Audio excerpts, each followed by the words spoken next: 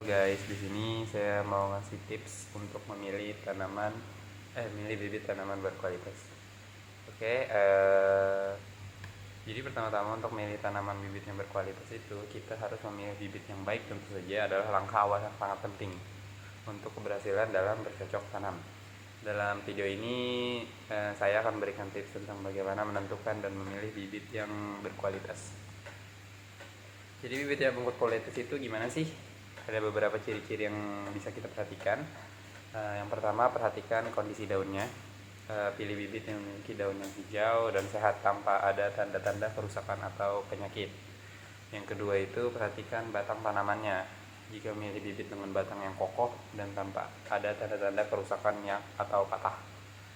Nah, untuk yang ketiga itu bisa perhatikan dari akar tanamannya. Bibit yang berkualitas memiliki akar yang sehat, berwarna putih atau kecoklatan dan tidak terlalu panjang atau pendek.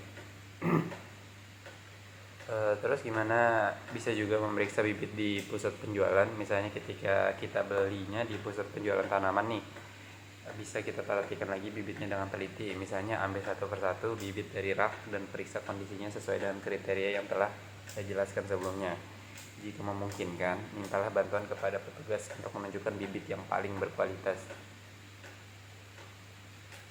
Selain dari kondisi fisik tertentu, penting juga untuk memilih varietas tanaman yang sesuai dengan kondisi lingkungan dan kebutuhan kita. Misalnya pertimbangan faktor-faktor seperti iklim, sinar matahari, jenis tanah, dan ruang tumbuh yang tersedia sebelum memilih varietas tanaman yang akan kalian tanam.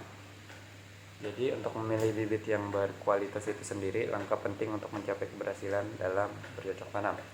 Dengan memperhatikan kriteria yang telah saya jelaskan sebelumnya dan memilih varietas yang sesuai, kamu dapat memastikan pertumbuhan tanaman yang sehat dan produktif. Jadi terima kasih ya teman-teman telah menyaksikan video ini. Semoga tips yang saya sampaikan bisa bermanfaat untuk kalian dalam memilih bibit tanaman yang berkualitas. Selain itu jangan ragu untuk mengeksplorasi sebagai sumber informasi dan berkonsultasi dengan ahli pertanian lokal untuk mendapatkan saran yang lebih spesifik tentang memilih bibit yang tepat untuk kebutuhan Anda. Terima kasih.